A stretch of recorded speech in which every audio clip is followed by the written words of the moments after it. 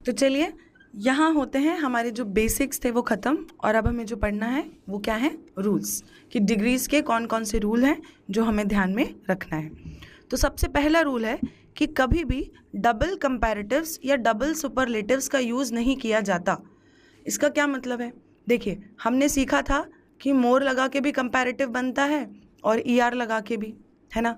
हमने सीखा था कि मोस्ट लगा के भी सुपरलेटिव बनता है और EST लगा के भी लास्ट में, राइट। तो अगर मैं बोलूँ she is the most prettiest girl, तो कैसा हो जाएगा? गलत। क्यों? क्योंकि मोस्ट भी लगा दिया और प्रिटीएस्ट भी, तो ये तो नहीं हो पाएगा।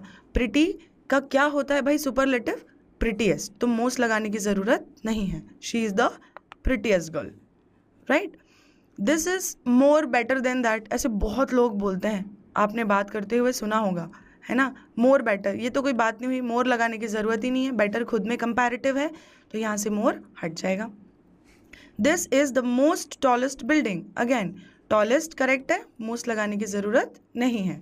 तो पहला रूल क्या कहता है भाई, कि डबल कंपैरेटिव्स या डबल सुपरलेटिव्स का यूज अलाउड नहीं है, ठीक है। या तो मोर मोस्ट लगा लो या फिर ER या EST, और ये बोलते हुए बहुत लोग गलतियाँ करते हैं, तो ध्यान रखिएगा कि आपसे ऐसी गलती अब ना हो, करेक्ट। तो अब चलते हैं सेकेंड रूल की तरफ, कि जब एक ही व्यक्ति की दो क्वालिटीज़ आपस में कंपेयर की जाती हैं तो कंपैरेटिव ER लगाकर नहीं बनाया जाता।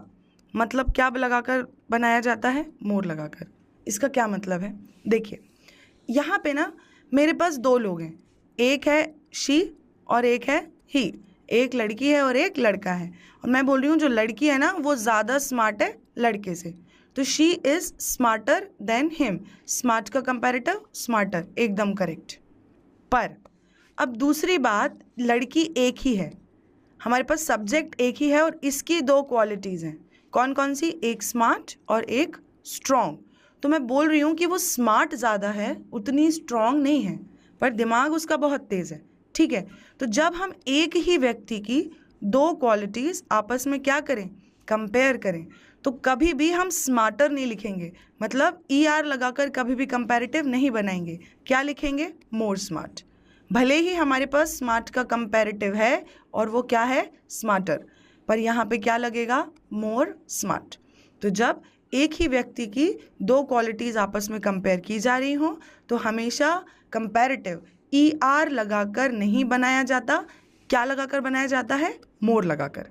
एक और एग्जाम्पल देखते हैं, जैसे मैंने लिखा कि शी इज़ क्लेवरर, नहीं, मोर क्लेवर दैन ब्यूटिफुल। मैंने कहा वो इतनी सुंदर नहीं है पर वो बहुत ज़्यादा तेज़ है, राइट। तो क्लेवर के साथ मैंने क्या लगाया? मोर, जबकि कायदे से इसकी कंपैरेटिव क्या होती है? क्लेवरर। तो आई होप आपको ये क्लियर हो गया हो। चलिए हम बढ़ते हैं नेक्स्ट स्लाइड और अपने थर्ड रूल की तरफ। और जो थर्ड रूल है वो ये कहता है कि देखिए, हर एडजेक्टिव की डिग्री नहीं हो सकती, मतलब ज़रूरी नहीं है कि कोई भी एडजेक्टिव हो तो सब में हम उसका कंपैरेटिव बनाएं या सुपरलेटिव बनाएं, ऐसा ज़रूरी नहीं है। क्यों? क्योंकि हर एडजेक्टिव कंपेरेबल नहीं होता। इसका क्या मतलब है? ये देखिए यहाँ जो वर्ड्स लिखे हुए हैं, जैसे एक वर्ड है परफेक्ट। अब भाई जो परफेक्ट है वो परफेक्ट है, अब मोर परफेक्ट या मोस्ट परफेक्ट कोई सेंस नहीं बनाता। परफेक्ट उसी को कहते हैं जिसमें कोई फ्लॉ ना हो, फ्लॉलेस, ठीक है। मार्वलस मतलब बहुत बढ़िया, अमेजिंग, है ना। कंप्लीट मतलब पूरा, ख़त्म। तो अब जब मान लीजिए मेरे नोट्स कंप्लीट हैं, अब आपके मुझसे भी ज़्यादा कंप्लीट हैं और इसके सबसे कंप्लीट हैं, तो कोई सेंस नहीं बनाता, राइट। कोई चीज़ खाली है तो खाली है, ऐसा नहीं कि मेरी बॉटल तेरी बॉटल से ज़्यादा खाली है। अरे खाली मतलब ही कि उसके अंदर कुछ नहीं है। तो इन एडजेक्टिव्स का कभी भी हम क्या नहीं बनाते? सुपरलेटिव या कंपैरेटिव, मतलब इनकी कोई डिग्री नहीं होती। क्लियर? तो एक बार हम ये वर्ड्स पढ़ लेते हैं। मार्वलस मैंने हमें पता है, बहुत अच्छा। Excellent, ultimate, same meaning. Complete मतलब पूरा, जो हो गया। फिनिश, सेम, है ना। फिर एक है यूनिक। यूनिक मतलब जिसके जैसा कोई दूसरा ना हो, हिंदी में उसे कहते हैं अद्वितीय।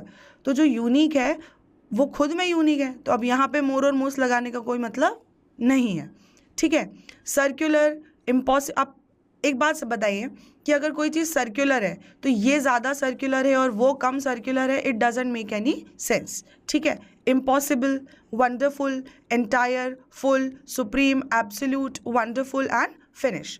तो ये सारे वर्ड्स आपको थोड़ा दिमाग में रखना पड़ेंगे और इसके अलावा भी आपको वर्ड पढ़ के समझ में आएगा, ठीक है, कि यहाँ पे इस एडजेक्टिव का डिग्री बनने का कोई स्कोप ही नहीं है, ठीक है। तो आपको याद रखना पड़ेगा। तो चलिए एग्जाम्पल्स देखते हैं कि I have never seen a more perfect book. Again perfect की डिग्री बनाने का कोई सेंस नहीं है। So I have never seen this perfect a book, कि इतनी परफेक्ट किताब तो मैंने देखी नहीं, ठीक है। बट मोर लगाने का कोई मतलब नहीं है, अ भी नहीं आएगा।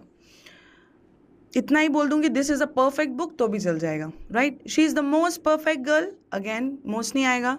My project is more complete than yours, या जो भी, तो ये भी नहीं आएगा। Simple enough. तो चलिए बढ़ते हैं अगली स्लाइड की तरफ। और जैसे अभी हमने याद किया था कि कुछ एडजेक्टिव्स होते हैं जिनके साथ हम कभी भी डिग्रीज नहीं बनाते, है ना, वो हमेशा पॉजिटिव डिग्री में यूज़ होते हैं। और सेकंड चीज़ जो हमें याद रखने की है वो ये कि कंपैरेटिव डिग्री के साथ हमेशा हम किसका प्रयोग करते हैं, देन का।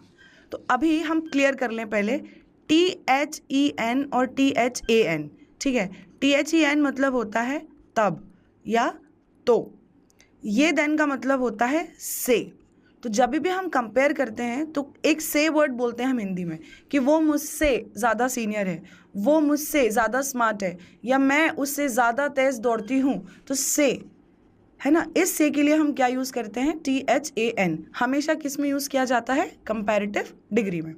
पर ये कुछ कंपैरेटिव डिग्री हैं जिनके साथ हम दैन का प्रयोग ना करके किसका प्रयोग करते हैं, टू का। और ये याद ही रखने की चीज़ है कि अगर मुझे ये वर्ड्स कहीं दिखते हैं तो मुझे हमेशा क्या लगाना है, टू, और ना कि देन। तो क्या वर्ड्स हैं ये, सुपीरियर और इन्फीरियर, है ना, पोस्ट डेजिग्नेशन वाइज। प्रायर मतलब पहले, जैसे अभी हम एग्जाम्पल में और अच्छे से समझेंगे, ठीक है। प्रेफरेबल मतलब जो दोनों में से ज़्यादा मुझे अच्छा लगता है ना। सीनियर जूनियर तो आपको पता ही है। प्रेफर और प्रेफरेबल सेम। यंगर और एल्डर, इन सब के साथ क्या लगता है, टू। अच्छा ये याद रखिएगा कि ओल्डर के साथ क्या लगता है, देन, और एल्डर के साथ क्या लगता है, टू, ठीक है। तो हम और एग्जाम्पल से समझने की कोशिश करते हैं। पहला example, he is senior than me, तो भाई सीनियर के साथ क्या आएगा, to. He is senior to me. I prefer tea to coffee, ये एकदम करेक्ट सेंटेंस है। I prefer tea over coffee, than coffee, वो सब गलत है। I prefer tea to coffee, right. My senior is younger to me, एकदम correct, कि मेरा जो सीनियर है वो मुझसे उम्र में छोटा है, तो यंगर के साथ क्या लगेगा, टू। यंगर देन नहीं बोलते, लोग बोलते हुए काफ़ी इस्तेमाल करते हैं पर गलत होता है। मैंने ये वर्ड कहा था एग्जाम्पल में बेटर समझ में आएगा। द जलियांवाला मैसेकर मतलब हत्याकांड happened prior to the non cooperation movement, कि असहयोग आंदोलन के पहले हुआ था। क्या, जलियांवाला बाग, ये पहले हुआ था। प्रायर देन नहीं, prior to, correct. Staying here is preferable to living at night, preferable than नहीं, प्रेफरेबल टू, कि यहाँ पे रुकना ज़्यादा प्रेफरेबल है ना, प्रेफरेबल है बजाय अभी रात में घर जाने के। तो आई होप ये वर्ड्स आपके दिमाग में रहें जिनके साथ आपको हमेशा क्या लगाना है, टू, और क्या नहीं लगाना है, देन। और बाकी सबके साथ कंपैरेटिव डिग्री के साथ क्या लगता है हमेशा, THAN। और आई होप कि आज के बाद आपको AN और EN में कन्फ्यूजन ना हो। तो चलिए अगले रूल और अगली स्लाइड की तरफ बढ़ते हैं। तो दोस्तों जो हमारा नेक्स्ट रूल है वो कहता है कि कंपैरिजन हमेशा सेम चीज़ों के बीच किया जाता है, और कभी कभी इसके लिए that, those plus suitable preposition का यूज़ किया जाता है। तो ये क्या मतलब है, पहली चीज़ तो ये बोल रहा है ये कि भाई एप्पल को एप्पल से कंपेयर किया जा सकता है, ऑरेंज से नहीं। ये सिंपल सी बात है। इसका क्या मतलब है, हम ये एक पहले सेंटेंस पढ़ते हैं और समझते हैं इसमें क्या क्या गलती है। The climate of Dehradun is better than Delhi, तो सबसे बड़ी गलती जो आँखों को ही पसंद नहीं आ रही भाई वो क्या है, देन। वो क्या होना चाहिए, THAN देन, THEN नहीं। दूसरी बात, मैं बोलना चाहती क्या थी कि देहरादून का क्लाइमेट दिल्ली के क्लाइमेट से बेहतर है, ठीक है, तो एक जगह मैंने बात की किसकी, क्लाइमेट की, दूसरी जगह मैंने क्लाइमेट मेंशन ही नहीं किया और मैंने सिर्फ सिटी बोल दी और मैंने बोल दिया कि देहरादून का क्लाइमेट दिल्ली से बेटर है। अब ये ग्रामेटिकली तो बहुत गलत हो गया, दिल्ली के क्लाइमेट से बेटर है या दिल्ली के से बेटर है, आप समझ रहे हैं ना। तो ये के क्लाइमेट जो मैं खा गई हूँ इस सेंटेंस में, उसी की वजह से ये सेंटेंस क्या हो गया है, गलत। तो ये जो प्रॉब्लम है कि एक जगह का कंपैरिजन मैंने एक जगह के क्लाइमेट से कर दिया, इसको ठीक करने के लिए क्या होता है, हमारे पास ये दो चीज़ होती हैं, दैट और दोस। ठीक है, एक बात है कि अगर कोई सिंगुलर चीज़ कंपेयर की जा रही हो तो हम किसका प्रयोग करते हैं, दैट का, और अगर कोई प्लूरल चीज़ कंपेयर की जा रही हो तो हम किसका प्रयोग करते हैं, दोस का। कैसे करते हैं भाई, मुझे लिखना है कि देहरादून का क्लाइमेट दिल्ली के क्लाइमेट से, तो अभी यहाँ पे मान लीजिए क्लाइमेट नाउन है, नाउन की जगह मेरे पास ये दो प्रोनाउंस हैं, जो भी इसके लिए सूटेबल होगा, तो यहाँ सूटेबल क्या है, दैट। तो मुझे कहाँ लगाना है, ये देन के बाद लगाना है। मुझे क्या लिखना होता, क्लाइमेट ऑफ दिल्ली, तो क्लाइमेट की जगह मैंने प्रोनाउन लिख दिया दैट। अब मुझे प्रेपोजिशन समझनी है, यहाँ पे मैंने लिखा हुआ है suitable preposition, right. Suitable preposition मतलब ज़रूरी नहीं है कि हमेशा ऑफ लगाया जाए, राइट। तो क्या होता है कि हमें देखना पड़ता है कि सेंटेंस के अकॉर्डिंग कौन सी प्रेपोजिशन करेक्ट है। तो आप ये समझिए कि अगर यहाँ एक सिटी है और मैं क्लाइमेट की बात करी, मतलब सिटी का क्लाइमेट, तो ऑफकोर्स ऑफ ही लगेगी प्रेपोजिशन, ऑफ ही यूज़ करते हैं। पर अगर मुझे ये समझ में नहीं आता तो क्या करें, देखिए सिटी के पहले लगाना है, दूसरी सिटी ढूंढ लीजिए, कौन सी सिटी है, देहरादून, और देहरादून के पहले कौन सी प्रेपोजिशन लगी है, ऑफ, बस वही उठा के यहाँ लगा दीजिए, कोई ऐसी परेशानी की बात ही नहीं है। ठीक है, तो हम क्या लगा देंगे, ऑफ, राइट। तो क्या हो जाएगा, the climate of Dehradun is better than that of Delhi. क्या डिसाइड करना है पहले कि सिंगुलर चीज़ कंपेयर हो रही है प्लूरल, अगर सिंगुलर हो रही है तो दैट, प्लूरल हो रही है तो दोस। और प्रेपोजिशन या तो मैं समझ लूँ कि भाई क्या लगाना चाहिए, और नहीं समझ में आ रहा है तो हम स्टेटमेंट में से ही, सेंटेंस में से ही हिंट ले लेंगे। और समझते हैं नेक्स्ट एग्जाम्पल में, the number of students in my class is more than yours. अच्छा, मैं कह रही हूँ कि मेरी क्लास के स्टूडेंट्स की संख्या तुम्हारी क्लास के स्टूडेंट्स की संख्या से ज़्यादा है। अब मैंने क्या बोल दिया, तुम्हारी क्लास की जगह तो मैंने योर्स लिख दिया, ठीक है, पर स्टूडेंट्स की संख्या तो मैंने सब गायब ही कर दिया ना। द नंबर ऑफ, ये एक सब्जेक्ट वर्ब अग्रीमेंट का कंसेप्ट है कि द नंबर ऑफ को हमेशा कैसा कंसीडर किया जाता है, सिंगुलर, और अ नंबर ऑफ को कैसे किया जाता है, प्लूरल। तो एक छोटी सी बात है कि अगर द नंबर ऑफ कहीं भी सेंटेंस में लिखा है तो हम आगे जो वर्ब है वो सिंगुलर लगाते हैं, और अ नंबर ऑफ लिखा है तो जो वर्ब है वो प्लूरल लगाते हैं। ये सब्जेक्ट वर्ब अग्रीमेंट का एक छोटा सा कंसेप्ट है। अभी समझने वाली बात यह है कि जहाँ भी द नंबर ऑफ लिखा होगा ना, वहाँ पे हमें दैट लगाना है क्योंकि सिंगुलर है, और अ नंबर के साथ दोस। तो ये एक बात आप याद रखिएगा। और नेक्स्ट चीज़ क्या समझने की है, मैं कह रही हूँ कि मान लीजिए मेरी क्लास में 100 बच्चे हैं और आपकी क्लास में 89। अब एक ही संख्या की बात है ना कि मेरी क्लास में विद्यार्थियों की संख्या एक ही संख्या है, इसीलिए सिंगुलर। तो यहाँ पे देन के बाद में क्या लगाऊँ, दैट, दोस नहीं। और दूसरी बात क्या कि मैंने कहा योर क्लास, योर्स मतलब वही है मेरा, योर क्लास, और यहाँ पहले लिखा हुआ है माई क्लास, और इसके पहले क्या प्रेपोजिशन लगी हुई है, इन, क्योंकि क्लास में स्टूडेंट्स की संख्या है ना, तो मे के लिए क्या preposition, in. Fourth example, a number of students in my class are smarter than your class. अब फिर वही बात हो गई, मैंने पता क्या बोला कि मेरे क्लास के स्टूडेंट्स, कुछ स्टूडेंट्स तुम्हारी क्लास से ज़्यादा स्मार्ट हैं, राइट। अभी तुम्हारी क्लास के बच्चों से ज़्यादा स्मार्ट है मुझे कहना है, जो मैं यहाँ पे खा गई, तो मैं उसे कैसे करेक्ट करूँगी। अच्छा, अभी ही मैंने आपको समझाया कि जहाँ भी अ नंबर ऑफ लिखा होता है उसे हम कैसा कंसिडर करते हैं, प्लूरल, राइट। इसलिए हमने यहाँ पे क्या लगाई है, वर्ब भी आर। राइट तो जब दैन के बाद मुझे प्रेपोजिशन के पहले जो प्रोनाउन लगाना है वो सोचना होगा, तो यहाँ पे मैंने क्या प्रोनाउन लगाया है? दोज। किसकी वजह से? अ नंबर ऑफ की वजह से, राइट। अब स्टूडेंट्स तो क्लास में ही होते हैं, तो यहाँ आगे भी कौन सी प्रेपोजिशन लगी हुई है? इन। तो यहाँ भी क्या लग जाएगा? In. Correct. So a number of students in my class are smarter than those in your class, ये करेक्ट सेंटेंस है, राइट। सिक्स्थ एग्जाम्पल देखते हैं। Vehicles plying on this road are more than main road. Plying on मतलब चल रहे हैं, vehicles मतलब वाहन, ठीक है। तो इस वाली रोड पे जो व्हीकल्स चल रहे हैं वो ज़्यादा हैं मेन रोड की अपेक्षा। अब व्हीकल्स को मैंने मेन रोड से कंपेयर कर दिया? नहीं, मुझे कहना था मेन रोड पर चल रहे वाहनों की अपेक्षा। तो यहाँ पे फिर कुछ मिसिंग है, तो यहाँ पे क्या कंपेयर हो रहे हैं? व्हीकल्स। अब देखिए अ number of the number of vehicles होता ना तो कहानी थोड़ी चेंज हो जाती। यहाँ पे क्या कंपेयर हो रहे हैं? व्हीकल्स। तो मैं यहाँ पे क्या लगाऊंगी? दोस। क्यों? क्योंकि ये कैसा है? Plural, right. अब व्हीकल्स रोड पर चलते हैं, ऑन। और ऐसे भी समझ में नहीं आया तो ये देखिए रोड, मेन रोड के पहले लगाना था और दिस रोड के पहले क्या प्रेपोजिशन लगी है? ऑन। तो correct sentence would be vehicles plying on this road are more than those on main road. तो क्या याद रखना है आपको कि अगर सिंगुलर चीज़ का कंपैरिजन हो तो क्या प्रोनाउन? दैट। और अगर प्लूरल चीज़ का कंपैरिजन हो तो क्या? दोज।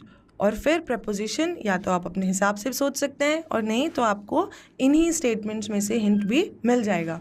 ये काफ़ी इम्पॉर्टेंट रूल है, इसे याद रखिएगा। चलिए हम बढ़ते हैं नेक्स्ट स्लाइड की तरफ। तो सबसे पहले ये एक छोटा सा नोट है, क्या होता है ये ऑर्डिनल्स क्या होते हैं पहले हम ये समझ लें। ऑर्डिनल्स और कार्डिनल्स, जो नंबर होते हैं ना वो दो टाइप के होते हैं, ऑर्डिनल्स और कार्डिनल्स। क्या मतलब है इनका? एक तरीका होता है बोलने का 1 2 3 4, एक तरीका होता है फर्स्ट सेकेंड थर्ड, राइट। इनसे हम काउंट करते हैं, इनसे हम पोजीशन बताते हैं कि third bench in the first row, तो थर्ड क्या? पोजीशन वाइज, है ना। तो इनसे हम हमेशा क्या बोलते हैं? पोजीशन को बताते हैं। इन्हें हम कहते हैं ऑर्डिनल्स। तो यही लिखे हुए हैं ऑर्डिनल।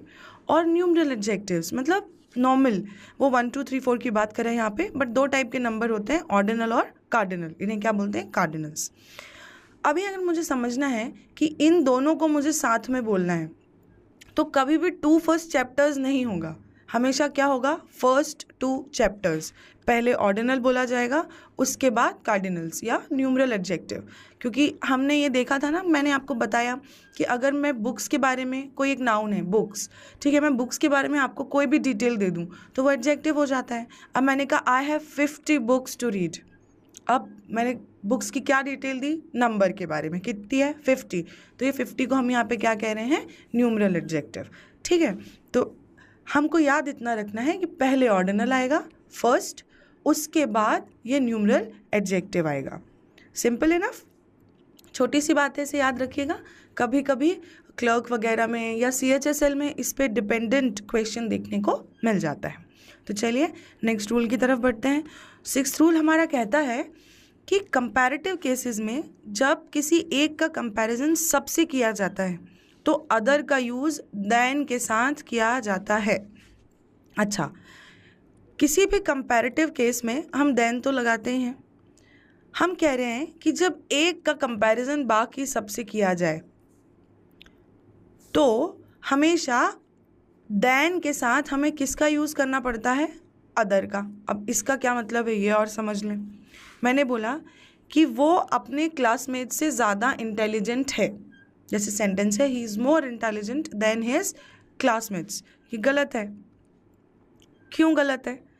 क्योंकि आप समझिएगा, पहले मैं आपको ये रूल के पीछे का लॉजिक समझाती हूँ, ठीक है। तो लॉजिक ये है कि जब हम कंपैरेटिव डिग्री की बात करते हैं तो वहाँ पे हमेशा कितने केसेस होते हैं? 2।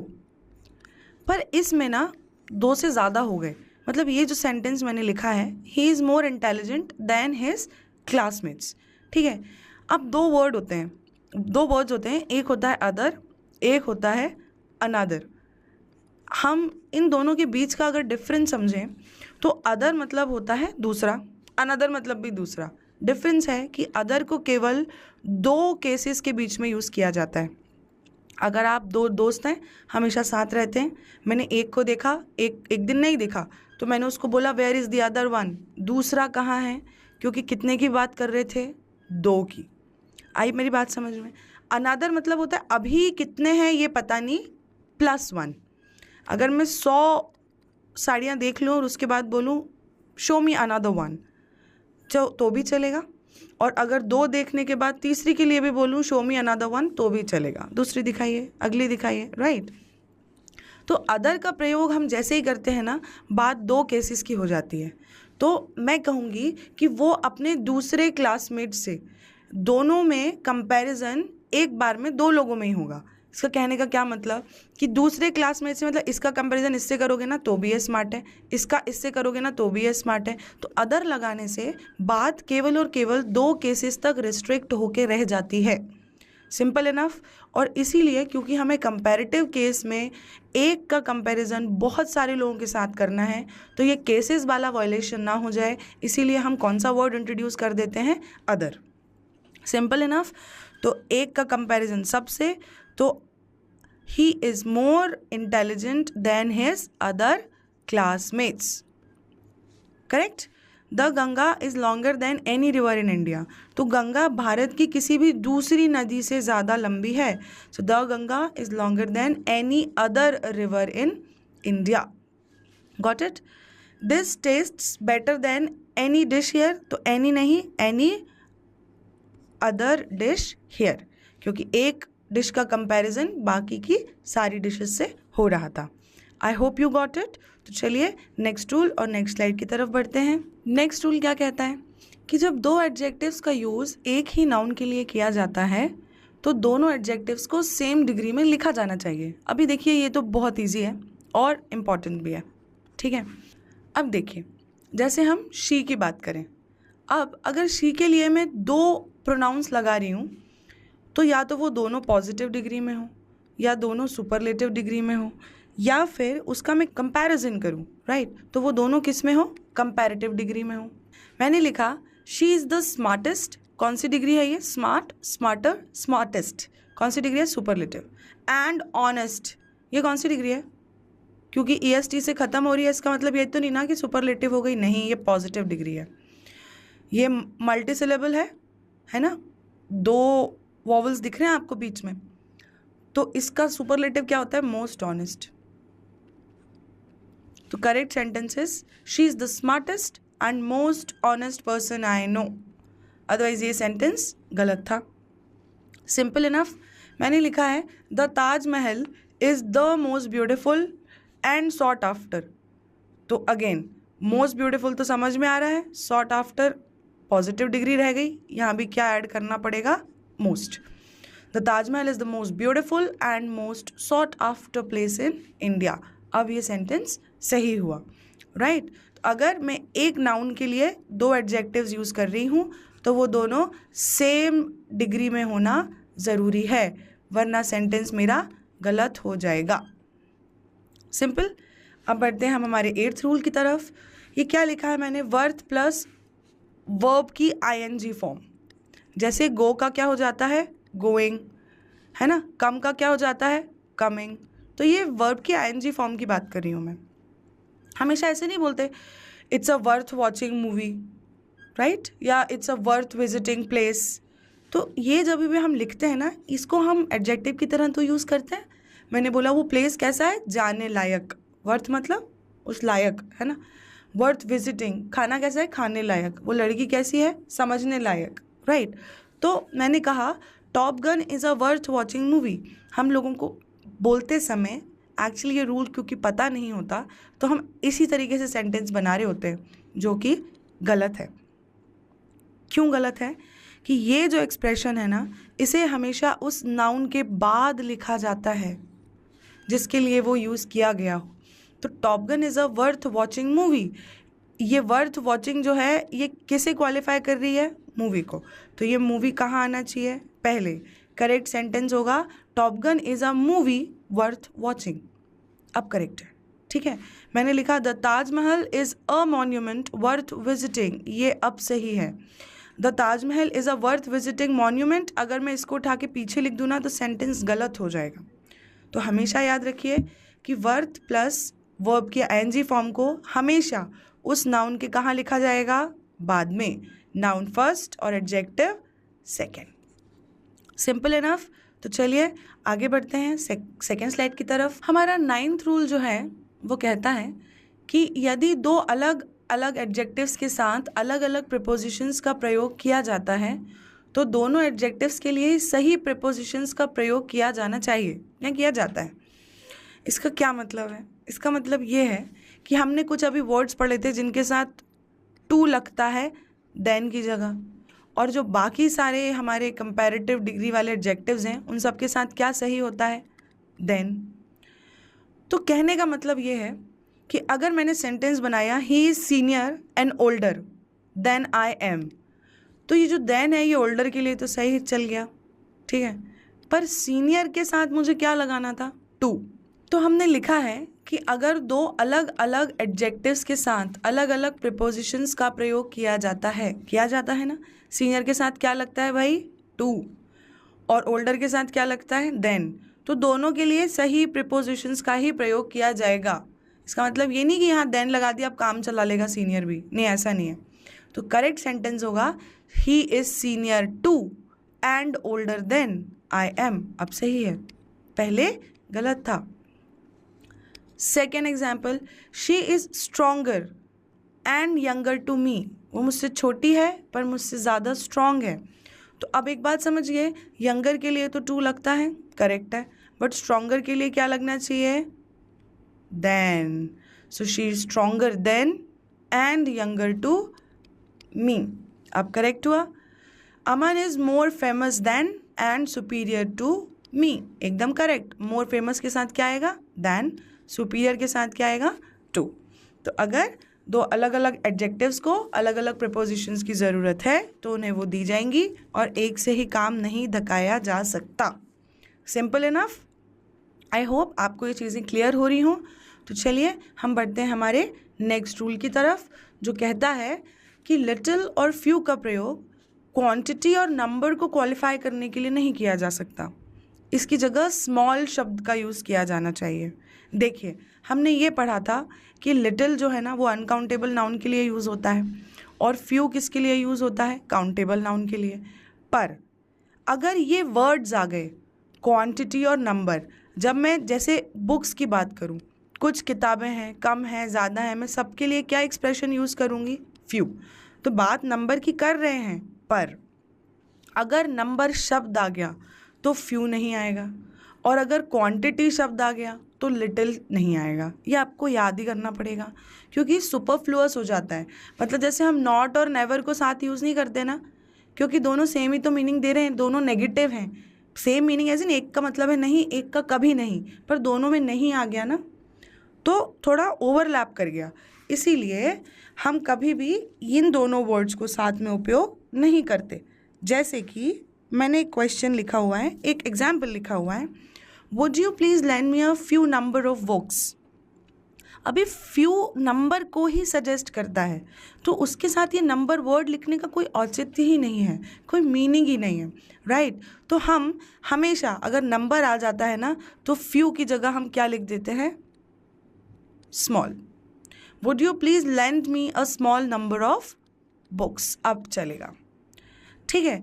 आई asked him to not waste even a little quantity of food, again, right. Little से मतलब ही था कि मैं क्वांटिटी बता रही हूँ, राइट। मतलब क्वांटिटी ही तो बताते हैं लिटिल और फ्यू, क्वांटिटेटिव एडजेक्टिव्स ही तो होते हैं, है ना, एडजेक्टिव्स ऑफ क्वांटिटी जिन्हें हम कहते हैं। तो फिर ये कैसा हो गया, सुपरफ्लुअस, ओवरलैप। तो लिटिल के साथ क्वांटिटी का इस्तेमाल नहीं होगा, यहाँ हम क्या लगाएंगे, even small quantity of food, और अब ये सही हो गया। तो याद रखिएगा, जहाँ पे आपने क्या लिखा हुआ है, लिटिल, वहाँ पे आप क्या नहीं लिखेंगे, क्वांटिटी, और जहाँ पे आपने क्या लिखा हुआ है, फ्यू, वहाँ पे आप क्या नहीं लिखेंगे, नंबर। सिंपल। तो चलिए नेक्स्ट स्लाइड की तरफ बढ़ते हैं। नेक्स्ट जो रूल है ये सब डिग्री से रिलेटेड हैं, तो सब में ना थोड़े थोड़े से डिफरेंसेस हैं कि एक व्यक्ति 2 क्वालिटीज़, इसका अलग रूल है ना, या एक ही क्वालिटी 2 व्यक्ति, इसका अलग rule.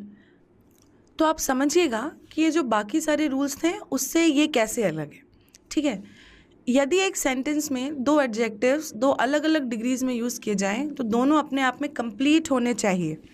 She is as good if not better than her brother. आप समझिएगा मेरी बात, हमेशा जो एक्सप्रेशन होता है ना वो होता है एज, एडजेक्टिव एज, या एज एडवर्ब एज, मतलब एज ब्यूटिफुल एज या एज ब्यूटिफुली एज, दोनों बोल सकते हैं। अभी हम एडजेक्टिव्स की बात कर रहे हैं तो एज शुरू में होता है और बाद में भी होता है। पहला जो सेंटेंस है इसका मतलब है she is as good if not better, मतलब वो अपने भाई से हो सकता है ज़्यादा अच्छी ना हो पर कम से कम उतनी अच्छी तो है ही। तो एज गुड जो है वो तो इनकम्प्लीट एक्सप्रेशन है। कंप्लीट एक्सप्रेशन क्या है? As good as. 2 अलग डिग्री से, मतलब ये पॉजिटिव है और ये कंपैरेटिव। तो ये तो अपने आप में कंप्लीट थी, बट ये अपने आप में एक्सप्रेशन कंप्लीट नहीं था। तो एज गुड नहीं, एज गुड एज। अब ये सेंटेंस सही है। मैंने बोला my mother is as efficient as if not more than her friends, मतलब मेरी मम्मा उनकी दोस्तों के बराबर ही एफिशिएंट हैं, यदि उनसे ज़्यादा नहीं तो, है ना। तो अगर मैं एज एफिशिएंट लिख के छोड़ देती और एज नहीं लिखती तो सेंटेंस गलत हो जाता, तो मुझे इसीलिए वहाँ पे एज लिखना ज़रूरी था। तो अब ये सेंटेंस सही है, सिंपल इनफ। और ये जो 12th रूल है ये हमने नाउन में भी पढ़ा है, ये हमने प्रोनाउन में भी डिस्कस किया है, ये सब्जेक्ट वर्ब अग्रीमेंट में भी जाएगा, और यहाँ क्योंकि दीज दोस्त से रिलेटेड है तो यहाँ भी आ गया। मतलब दीज और दोस्त प्लूरल हैं तो जो इनके आगे लिखा जाना चाहिए वो भी प्लूरल होना चाहिए।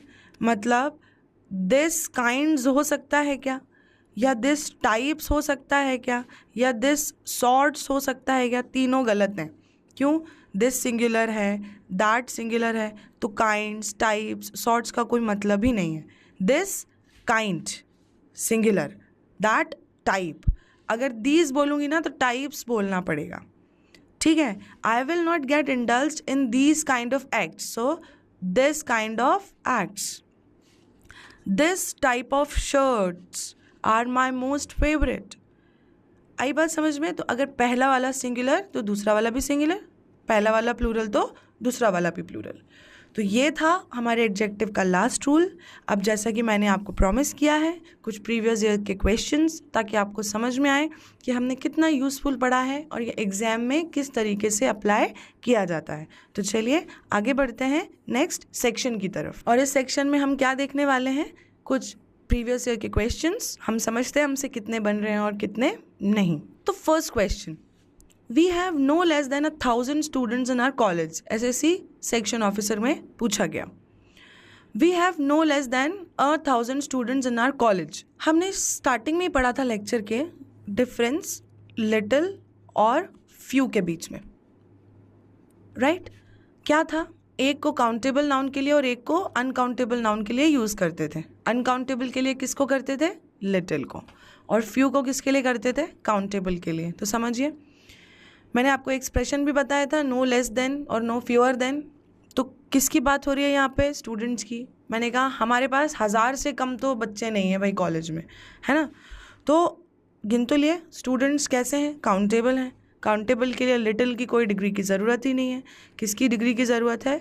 फ्यू। और यहाँ पे क्या आएगा? Fewer. We have no fewer than 1000 students in our college. अब सेंटेंस करेक्ट है। She does not listen to me because she is senior than me. SSC CGL Tier 1 2016। ये तो आपको तुरंत ही क्लिक हो जाना चाहिए, हमने इतनी बार डिस्कस कर लिया है कि वो मेरी बात नहीं सुनती क्योंकि वो मेरी सीनियर है। सीनियर के साथ दैन नहीं, टू का प्रयोग किया जाता है, right? Sunita is feeling little uncomfortable today because she is ill, so she can perform her work after having some rest for a while. CPO SI 2017। मतलब क्या हुआ इसका? सुनीता थोड़ी अनकम्फर्टेबल फील कर रही है क्योंकि वो बीमार है, तो इसीलिए वो अपना काम जो है ना थोड़ी देर रेस्ट करने के बाद कर सकती है। अब मुझे बताइए, ना के बराबर अनकंफर्टेबल होगी या थोड़ी अनकंफर्टेबल होगी? ना के बराबर होती तो काम कर ही लेती ना, थोड़ी तो होगी। तो क्या एक्सप्रेशन आना चाहिए? अ लिटिल अनकंफर्टेबल, है ना, क्योंकि कैसी है, बीमार है, तो थोड़ी तो होगी ही। ना के बराबर मीनिंग नहीं देना है मुझे, ठीक। The fourth one, the bridal dress was the most unique because the Prince designed it and his mother provided the fabric. IBPS-PO 2016। अब मुझे बताइए, ये भी पढ़ते ही क्लिक हो जाना चाहिए। The bridal dress was the most unique. Unique की कोई डिग्री नहीं होती कि ब्राइडल ड्रेस सबसे एकदम अद्वितीय ड्रेस थी, क्योंकि प्रिंस ने डिज़ाइन की थी और उसकी मदर ने कपड़ा दिया था, फैब्रिक दिया था। तो यूनिक मतलब अद्वितीय, जिसके जैसा कोई और दूसरा ना हो, उसके कभी भी डिग्रीज नहीं बनाई जाती। तो इसीलिए the bridal dress was unique, इतना ही सही है। अब देखते हैं फिफ्थ क्वेश्चन जो पूछा गया SSC CPO SI 2016। Prabhat is impressed by his younger brother because he is cleverer and amusing than he is. अब हमने अभी एक बात सीखी कि अगर सेंटेंस में एक ही नाउन के लिए, एक ही व्यक्ति के लिए, एक ही चीज़ के लिए दो अलग अलग एडजेक्टिव्स का यूज़ किया जाए तो दोनों को सेम डिग्रीज में होना ज़रूरी है। अगर एक पॉजिटिव तो दूसरी भी पॉजिटिव, एक कंपैरेटिव तो दूसरी भी कंपैरेटिव, एक सुपरलेटिव तो दूसरी भी सुपरलेटिव। तो क्लेवरर मतलब कंपैरेटिव डिग्री है, तो यहाँ पे क्या लगा दूँ? More. Prabhat is impressed by his younger brother. Prabhat अपने छोटे भाई से इम्प्रेस है क्योंकि वो उससे ज़्यादा चालाक है, ज़्यादा तेज़ है और ज़्यादा खुश भी रखता है दूसरों को। More amusing than he is. I hope आपको ये 5 क्वेश्चंस बहुत इजीली समझ आए हों कि हमने इसमें क्या चेंज किया और क्यों किया। ऑफकोर्स विद द रीज़न, ऐसा नहीं कि जम रहा है और नहीं जम रहा है, राइट। चलिए नेक्स्ट स्लाइड के बचे हुए क्वेश्चंस भी क्लियर कर लेते हैं। तो देखते हैं 6th question. They wondered how many windows were in their room. कहाँ पूछा गया ये? SSC CHSL 2017 में। वो सोच रहे थे कि उनके रूम में कितनी विंडोज़ हैं। अगर आपने इसे ट्रांसलेट वैसे ही किया जैसे अभी मैंने किया तो आप ऑलरेडी आंसर समझ चुके हैं।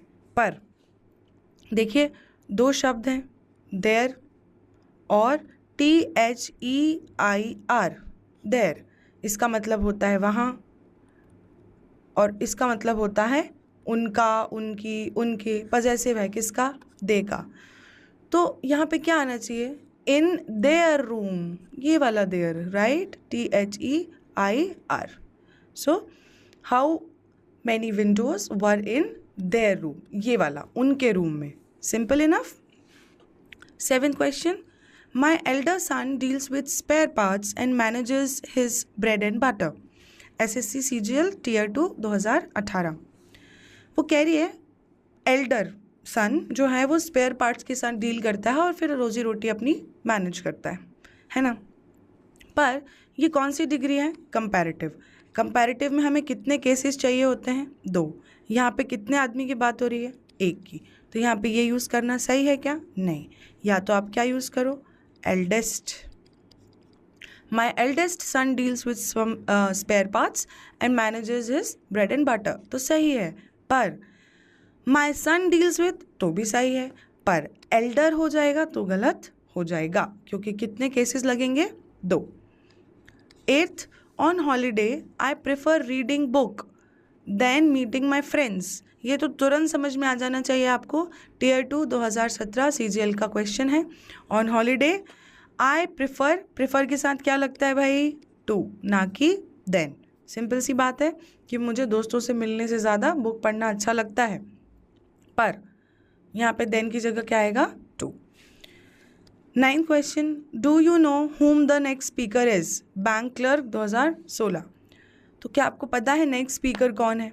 तो हु और whom में हमें जो कन्फ्यूजन था, अगला स्पीकर कौन है वो कुछ काम करेगा, वो कौन है? वो स्पीकर है, वो आके बोलेगा। कौन है? क्या आएगा? हु। सब्जेक्ट की ज़रूरत है मुझे, right.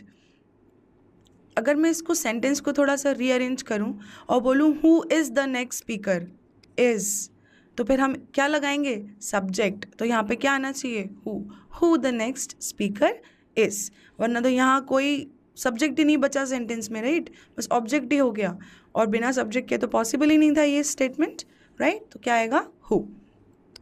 The last question, after toiling very hardly over a long period of time he found that he had met no profit at all. मतलब पहली बात तो कहाँ पूछा गया, ये SSC CHSL 2016। बहुत ज़्यादा मेहनत करने के बाद लंबे समय तक, लॉन्ग पीरियड ऑफ टाइम, उसे पता चला कि उसने तो कोई प्रॉफिट ही नहीं कमाया। ठीक है, टॉयल मतलब क्या होता है, टू वर्क वेरी हार्ड, बहुत ज़्यादा मेहनत करना किसी काम के लिए। अब मुझे समझना ये है कि दो वर्ड्स होते हैं, एक होता है हार्ड और एक होता है हार्डली।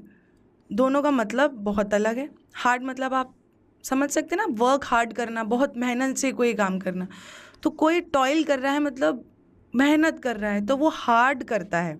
हार्डली मतलब होता है बहुत कभी कभार, मुश्किल से, थोड़ी बहुत, ये नेगेटिव मीनिंग देता है। एडवर्ब है हार्डली, हम उसे और एडवर्ब में बेहतर तरीके से समझ पाएंगे, पर यहाँ पे जो हार्डली का यूज़ है ये गलत है, और बेटर शब्द क्या है, hard. After toiling very hard over a long period of time he found that he had met no profit at all. तो आई होप आपको ये सब्जेक्ट और ये टॉपिक स्पेशली एडजेक्टिव का क्लियर हो रहा होगा। अगर कोई डाउट है तो आप पोर्टल पे पूछ सकते हैं। तब तक के लिए, जब तक मैं आपसे मिलती हूँ नेक्स्ट हमारे सेशन में इस इंग्लिश सीरीज़ के, तब तक आप पढ़ते रहिए, प्रैक्टिस करते रहिए। जितने क्वेश्चंस लगाएंगे उतना बेहतर आप सॉल्व कर पाएंगे, उतना जल्दी ही कंसेप्ट आपके दिमाग में क्लिक होगा। तो थैंक यू वेरी मच, मिलते हैं नेक्स्ट सेशन में।